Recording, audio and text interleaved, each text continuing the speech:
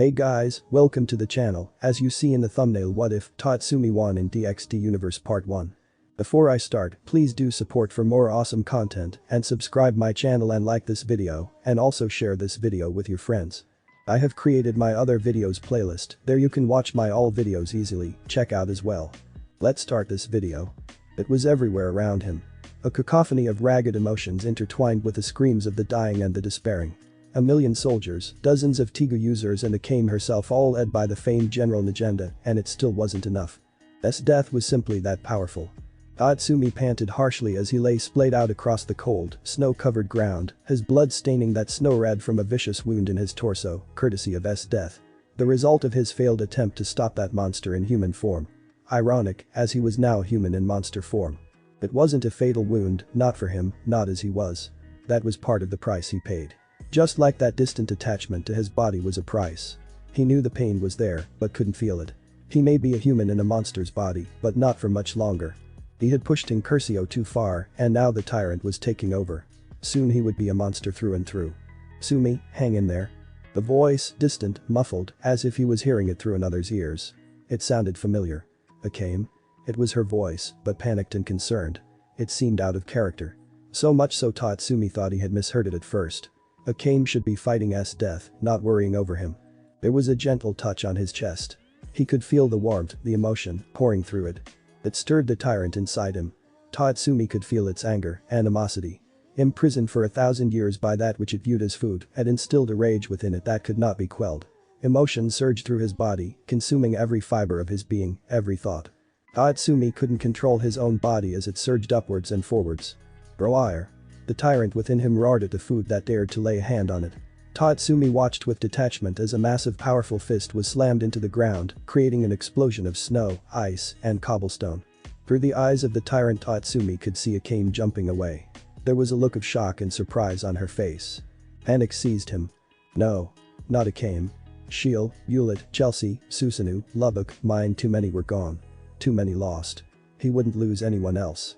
With Herculean effort Tatsumi wrenched control of his body back from the tyrant, stopping the claws mere inches from tearing Akame apart. "Kill me," Tatsumi forced out in a deep guttural voice. He didn't even recognize his voice anymore. It wasn't his. He was too far gone to be saved. Even now the tyrant clawed at him, tearing and ripping as it tried to take back control. Pain ripped across his mind as the tyrant's assault grew in strength with each moment. "My consciousness is already fading away." Tatsumi is forced out painfully. "I can't stop it any longer. You promised me, didn't you?" Pain and sorrow married those beautiful, luminous eyes of hers. He tried to smile, he didn't like seeing Akame like that.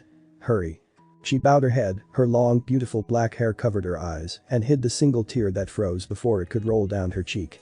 "Yes, I promised." She whispered in a voice as firm, hard as steel, and just as cold. She placed a hand on Murasame, the curse capable of killing anything with a single strike. "Very well, I shall kill you." She approached him, raising her eyes and gazing into his eyes for the very last time. There was nothing inside them save death. She killed her humanity even as she cut him down. "I'm sorry, Akame, and goodbye," Tatsumi whispered as the curse, black scrawling of some ancient language, raced across his body. He felt his consciousness fade and slip, but that was alright.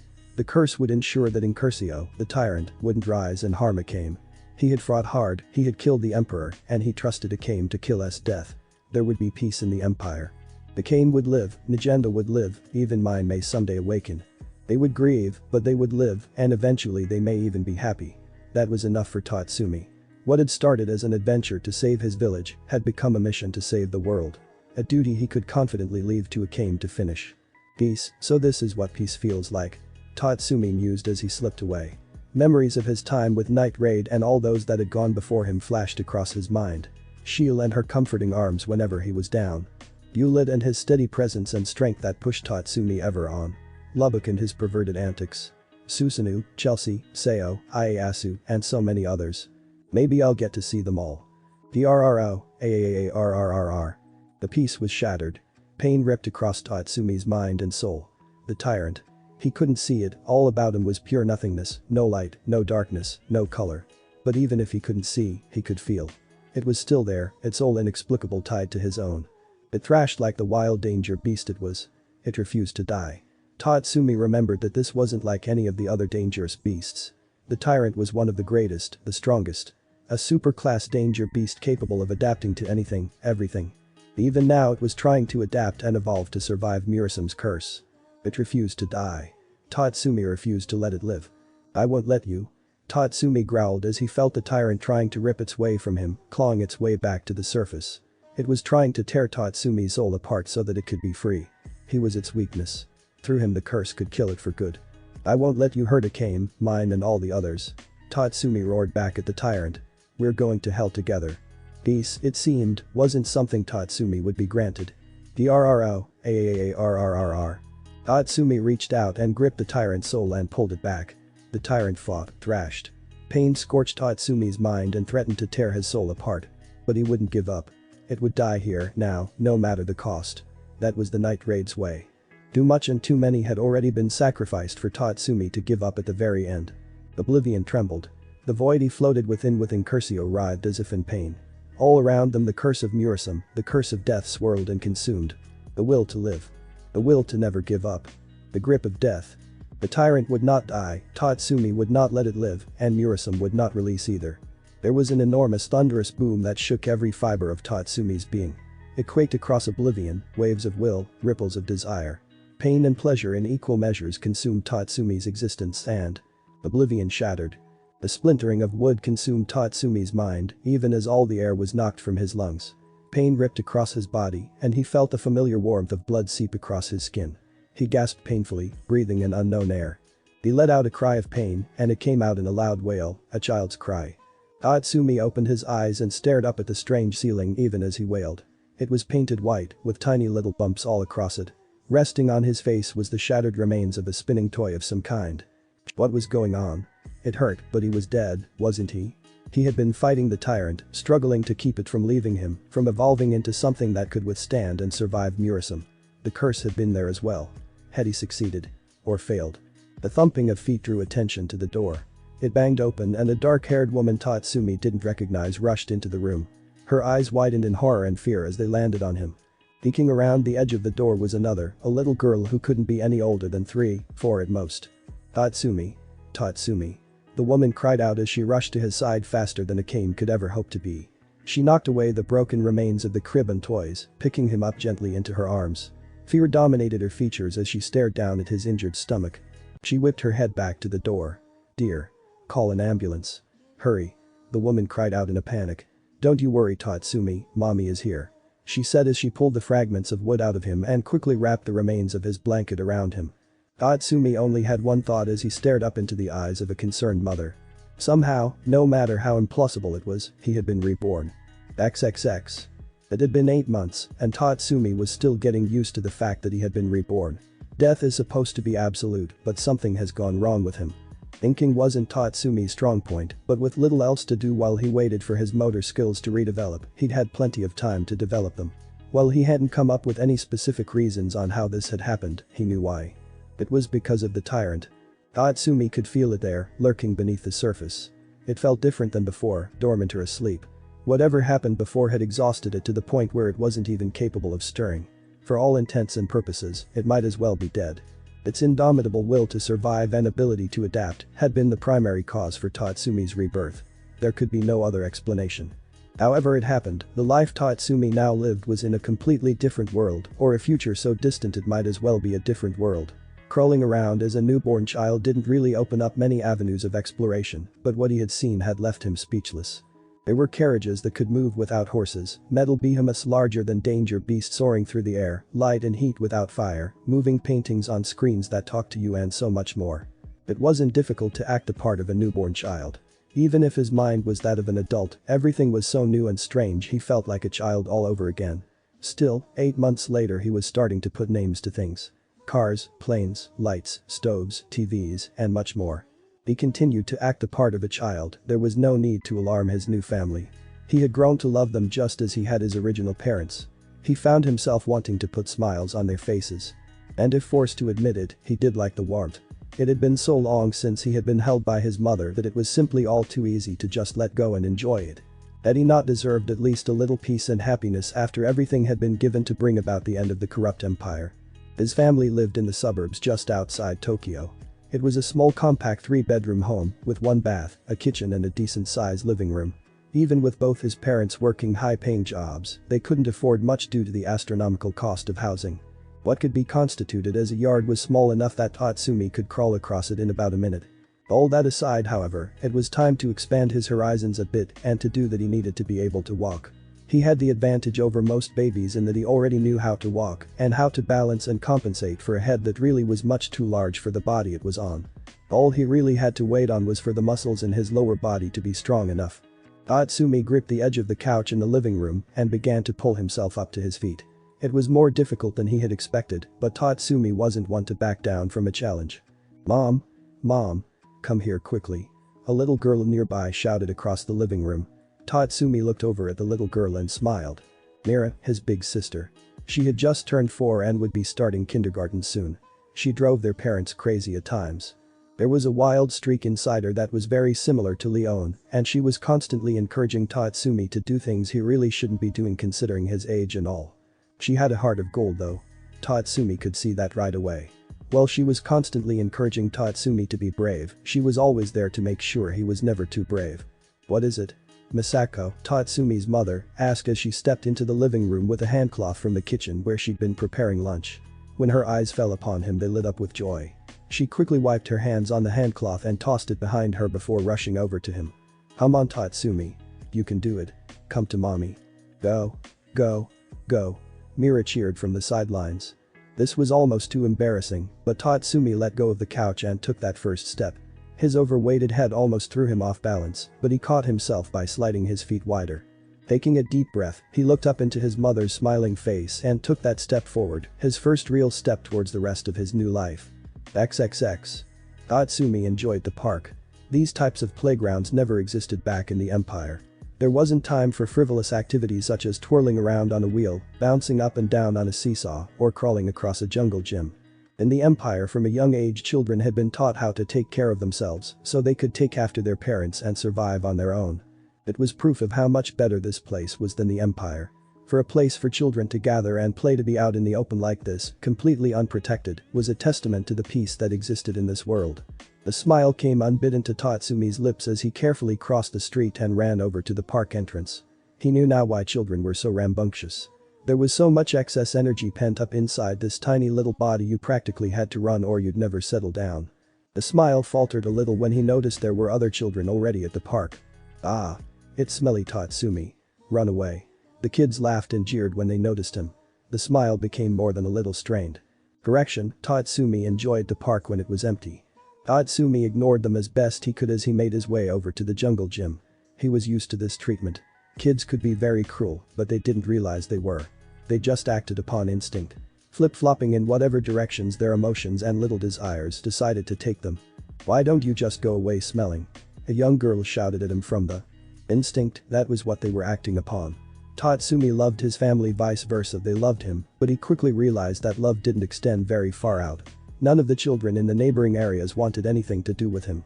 He didn't recall doing anything too out of place that would cause them to tease and insult him as they did. It had just always been that way from the very start. Tatsumi climbed up the metal ladder and jumped for the metal bars spanning the two sides of the jungle gym. Even if this was meant to just be a place for kids to laugh and play, it was very useful for training. Even if there was no empire and no war to fight, that wasn't any reason for Tatsumi to be lacking in his training.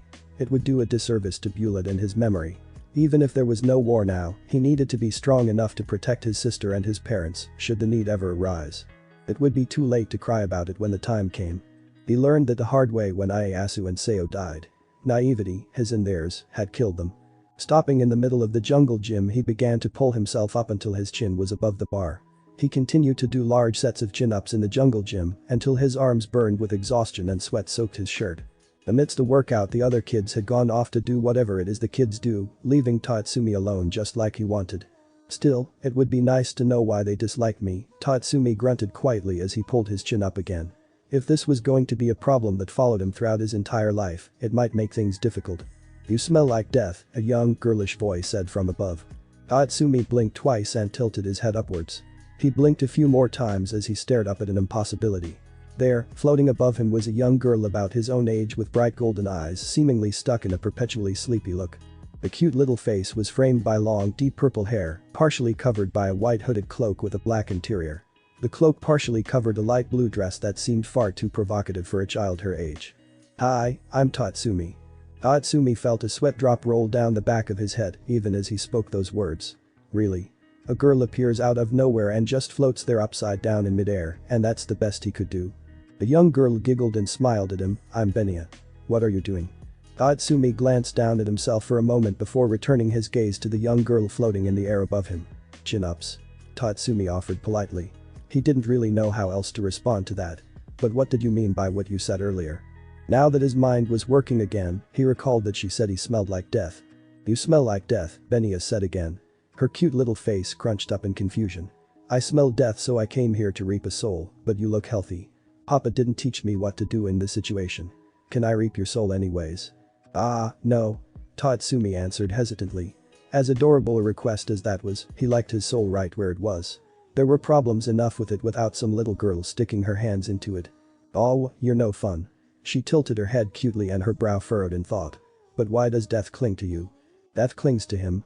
Why would she say death clings to Tatsumi, gasping? It struck him like a bolt of lightning. He let go of the bar and dropped to the ground, landing agilely in a crouch. The little girl, Benia, floated down to his level, albeit still upside down. "Death, I see, that makes sense," Tatsumi murmured. Murasame had killed him, or tried to kill him. It had failed though because of the tyrant. That was what Benia was sensing, Murasame's curse. Tatsumi started to laugh. A cane that actually made him smile. There was a piece of his old life apart from the tyrant still with him. A piece of a cane. "You're strange."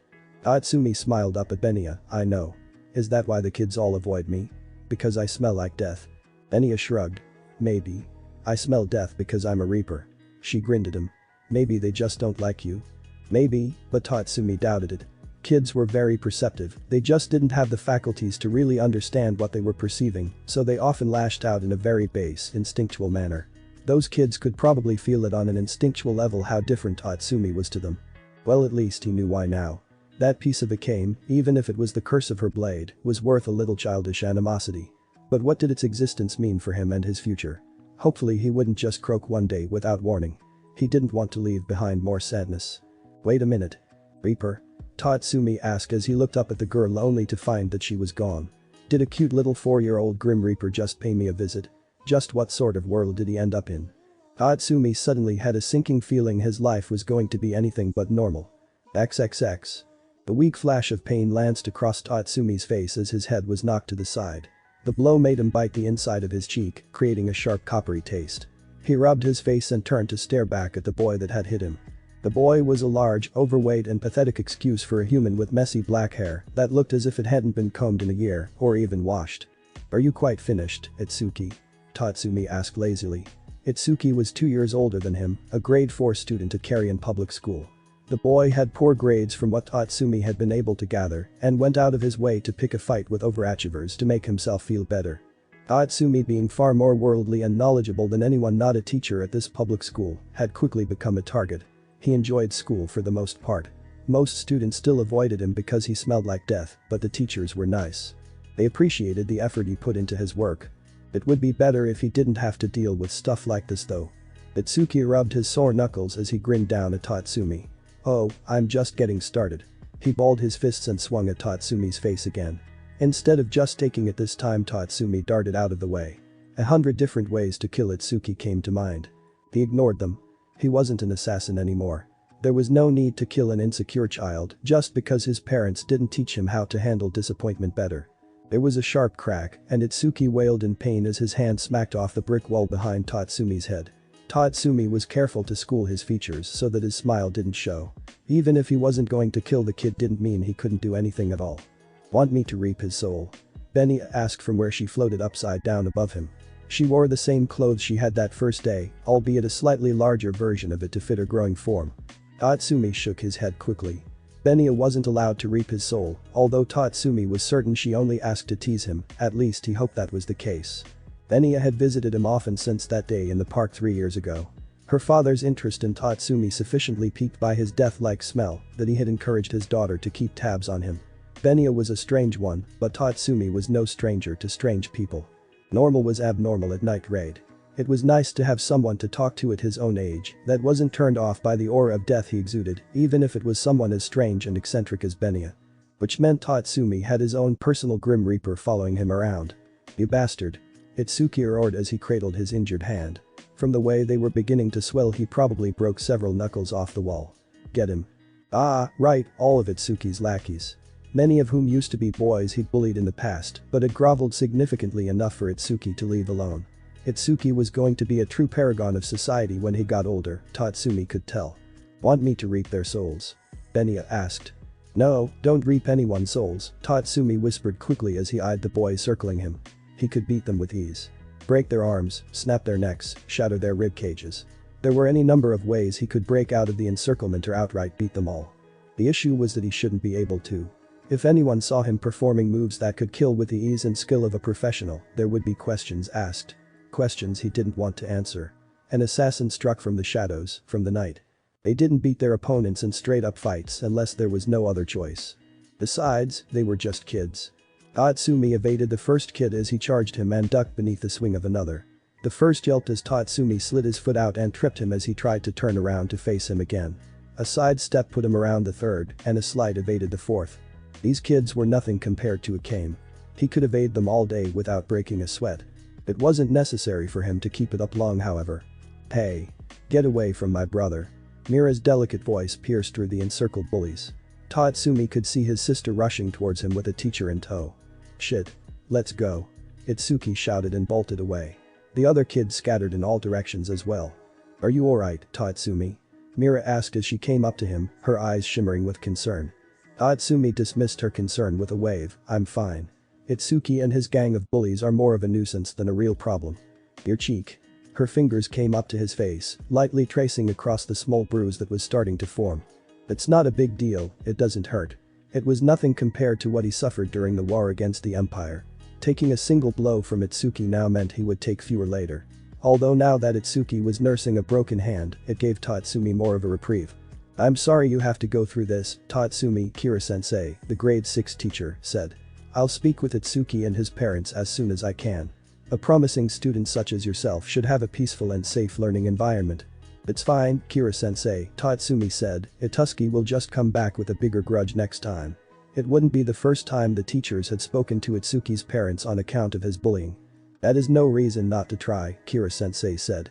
"Come along, Tatsumi, let's have the nurse check that cheek of yours." His sister gave him a cheerful smile she no doubt hoped would make him feel better before she grabbed his hand and pulled him along. "I'll talk to mom when we get home. She knows just the dinner to make you feel better." Tatsumi let out a pleasant chuckle and allowed his sister to pull him along. "Why didn't you just beat them up?" Benya asked as she followed along behind him. Why was she asking him that? She knew he couldn't respond in front of the others. Apparently that death-like aura he possessed gave him the ability to see Grim Reapers. His mother and sister thought he'd created an invisible friend due to his lack of friends when he'd first tried to introduce her to them. Benya had laughed for 3 days straight after that conversation. "Is my Tatsumi growing soft? I think I saw a little bit of blubber on your stomach." His eyebrow twitched in irritation. Ever since that day she deliberately tried to get him to talk to her while others were present, knowing full well he couldn't say anything back. At first it hadn't been a problem, imaginary friends weren't really all that strange for children to have, especially for loners like him. He was a little old for that now, and if the adults thought he still had an imaginary friend, then it would become an issue. Benya suddenly zipped about in front of him and whipped her cloak back. She lifted her blue dress and patted her perfectly flat stomach. "Are you jealous of my abs of steel? I heard that in a show once." Tatsumi flushed and looked away.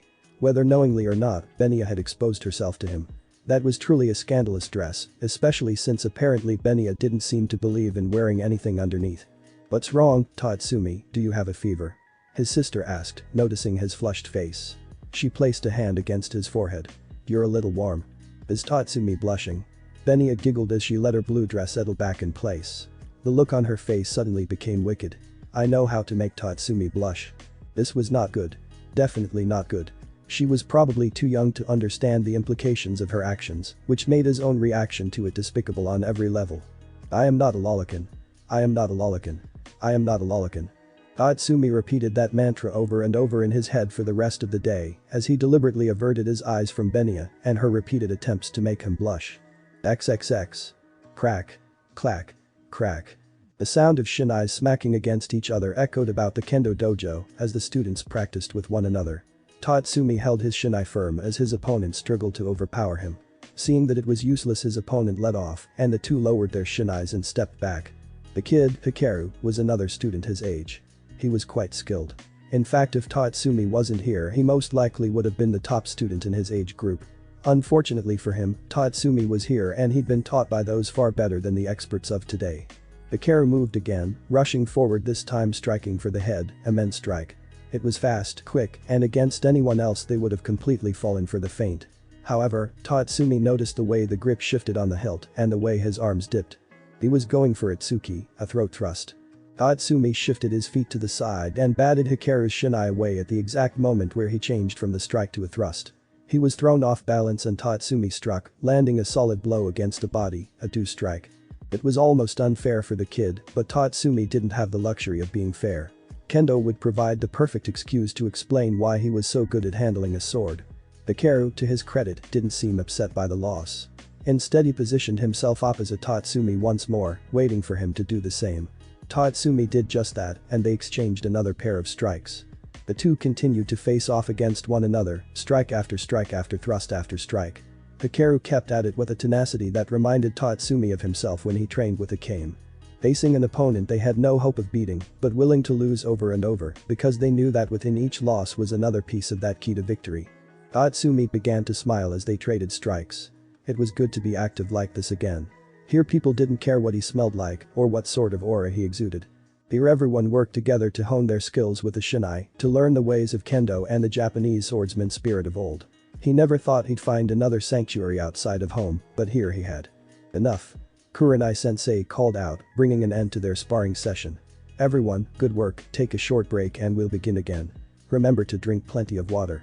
Tatsumi bowed low to Hikaru, who did the same in return. Turning, he left the dojo floor and sat on the bench next to his bag. Pulling off his men, he placed it beside him and pulled out a bottle of water from the bag. Even if he hadn't particularly exerted himself, the clothing was heavy and hot. You sweated just wearing it. I'm still amazed at how good you are, Tatsumi, his sister said as she sat beside him. Her brilliant smile always brought warmth to his heart. I've been practicing for 2 years and you're already better than me. Tatsumi scratched the back of his head and smiled at her sheepishly. I guess I just have a natural talent for it. What else could he say? That he had spent a year training with the most dangerous assassin in an empire embroiled in a catastrophic civil war. That wouldn't go over well if his sister even believed him. Talent, right, Hikaru said as he sat on Tatsumi's other side. His voice was light and quiet, as if he was afraid to speak too loudly. Everyone told me I was gifted, but I can't even come close to hitting you. You're better than everyone else, Tatsumi assured him. Trust me, I know. I actually have to pay attention when I'm against you. I can yawn my way through everyone else. You were bored? His sister asked. I thought you were just sleepy. I was so bored I was sleepy, Tatsumi said. He couldn't hold it too much against them though. It was unfair to put them on his level. Those that kept trying no matter how badly they were matched had Tatsumi's respect. But I don't want to speak too ill of them. Trying is what matters. There's more to learn in a loss than there is in a victory, he said, remembering the words spoken to him long ago. I couldn't agree more, Kurenai-sensei said as she approached him. And I'm glad your success hasn't inflated your ego overly much. It wasn't that difficult. Tatsumi knew that no matter how long he lived he'd never match the likes of Akame with a blade, or even her sister, Kurum. Both of them stood so far above and beyond him that they seemed like insurmountable obstacles. I've had my fair share of losses in the past, Tatsumi said carefully. The deaths of those he cared for in Night Raid, Bulet, Lubbock, Ieyasu, Seo, and so many others. Dead because he wasn't good enough. I've been watching you too, Kurenai-sensei said, looking at both him and Hikaru. Hikaru is definitely very skilled for his age, and you Tatsumi handle a shinai as if you were born with it in your hands. I can't rightly place either of you against your peers, and you can only learn so much from facing the same opponent time and again. She gave the two of them a smile. Do either of you have objections to being moved into a higher class? Of course not. Tatsumi said, excitedly. Despite knowing how to handle a blade, kendo was a different form than what he was used to. Tatsumi was looking forward to being challenged. He wanted to win at kendo using kendo, not the gifts already possessed. He noticed Hikaru throwing a sidelong glance at him before nodding. I will too. I won't catch Tatsumi if I'm always in his shadow. Great. Kurenai-sensei turned to Mira, starting tomorrow your little brother and Hikaru will be joining you and the others. Mira threw her arms around Tatsumi and hugged him tightly. Isn't this great, Tatsumi? His sister asked excitedly. Tatsumi couldn't help but smile, caught up in his sister's exuberance. I will beat you with a shinai tomorrow. The smile faltered a little. Wait, what? He didn't like the sound of that. His sister may have said he was better than her, but that was a flat-out lie. She was easily as gifted as Hikaru, but had 2 years more experience than him. If it was strictly a kendo battle, Tatsumi was quite certain he would lose against his sister. She wasn't called Kurenai's devil without good reason. Kurenai-sensei seemed to sense his distress and gave him an encouraging smile. Then she turned from him and walked back into the center of the dojo. She clapped her hands twice, gathering everyone's attention. That's enough rest, everyone, I want 1,000 swings out of each of you. A strong arm is the basis of a strong strike and good posture necessary to deliver a clean strike. Tatsumi grabbed his shinai and stepped back out onto the dojo floor. 1,000 strikes wasn't something he was a stranger to either. It was nice to get back into the rhythm of things. Thanks for watching this video. Part 1 is over. If you really enjoy this video, like, subscribe, and comment down below and turn on that bell notification. And also check out the playlist that I have created and enjoy. Link is in the description. See you in the next video. Goodbye.